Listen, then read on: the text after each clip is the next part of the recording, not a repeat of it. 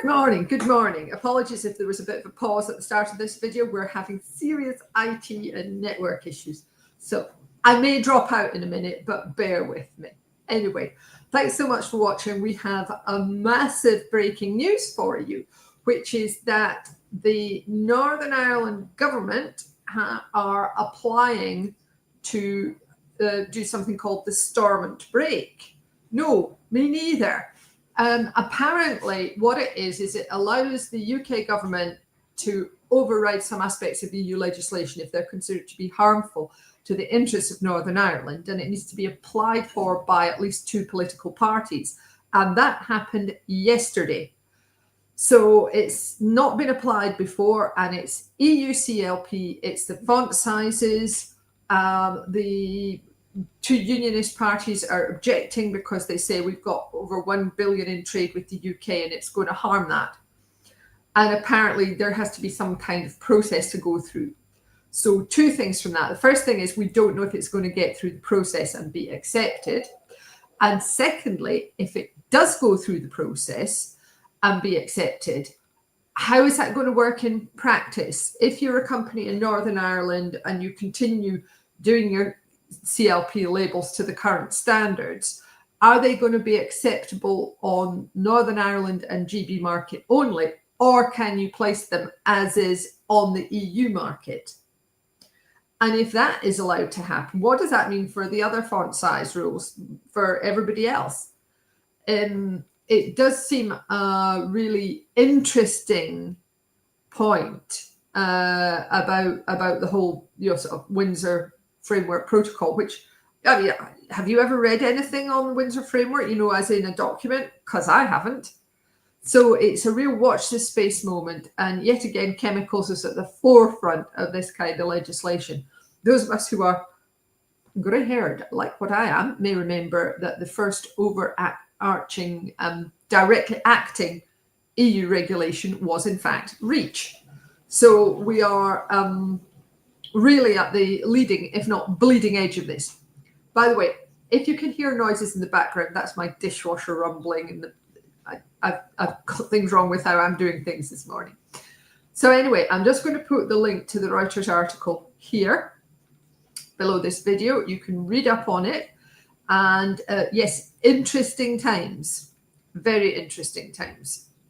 I will be really interested to hear what our colleagues in Northern Ireland, particularly Adam Honeyford, have to say about that. So that's the EU news. UK news, we have had an interesting thing from the self-help group meeting in December. One of our newer members was asking about the persistent organic pollutants list in GB. And there were 3 chemicals. He was only interested in 2 of them. About 3 chemicals which have come out of the latest round of Stockholm, which is where persistent organic pollutants come from. So when we were writing up the meeting notes, slightly late, sorry, Ali discovered that actually the whole thing went through Parliament earlier in December, and it's sitting on the .gov.uk website, and it's not got a date. So it's going to be a statutory instrument, but it's not got a date when it actually comes in. So we're, I believe, just waiting for the Secretary of State for Environment to sign it off. I mean, it might do it today and make me look a complete numpty, but hey, wouldn't be the first time and it won't be the last time, will it? But what we have is the UK update to the POPs list, because they've got the draft document up and it's got a warning. This is a draft form and has not yet been made a statutory instrument. Yes, but this is it just before it comes in. So if you are interested in persistent organic pollutants, this is the one that is bringing in, and I quote, Dechlorane Plus, methoxychlor, and UV328. So I hope that's useful for you. So that's it for the work side of things. Yay. But if you are interested in everything that's in today's newsletter, you can, of course, sign up here. Trying to type and talk at the same time, can't do it very well. It's an email newsletter. Let's just get that there. So there you go if you want more details on any of this, and a whole pile of other things that are going on at the moment. Yes, even though it's nearly Christmas, there's a lot going on. And finally, let's see what we're doing. We're on to the real reason for doing this video, which is, of course, the reasons to be cheerful videos. And what we're doing at the moment is we're taking the classic movies that you often watch around Christmas, and we're going with the Owl Kitty version. If you're not aware of Owl Kitty, this is a cat which stars in these movies. The first one is Titanic, and the second one is Top Gun. I mean, we don't have cats anymore, but we used to have cats. So I can't tell you how much hard work has gone into making these little video snippets. That's going in there. And because it's Christmas as well, then we're going to have well, it's not quite Christmas. We're going to have an Advent carol, which is This Is the Truth Sent from Above,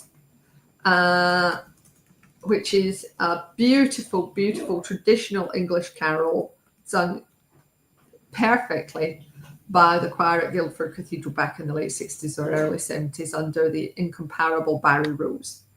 And you might think, well, that's the lingo in there. Who are you, woman, to say whether something's good or not in church music? And the answer is 4 years at Glasgow Cathedral Choir while I was at Strathclyde. So yes, I do know. Anyway, this is the last video, hopefully before Christmas. So I hope that you have a lovely, lovely time. Now, I know that it can be a very poignant time of year as well. It can be sad, it can be distressing. So I do feel for you in those circumstances, and please take care of yourselves, whatever you're doing. And I hope to be able to chat to you again next Friday. Small business, don't take much in the way of holidays. So have a lovely holiday break, and I'll see you either on Friday next week or in the new year. Take very good care of yourselves, and happy Christmas. Bye.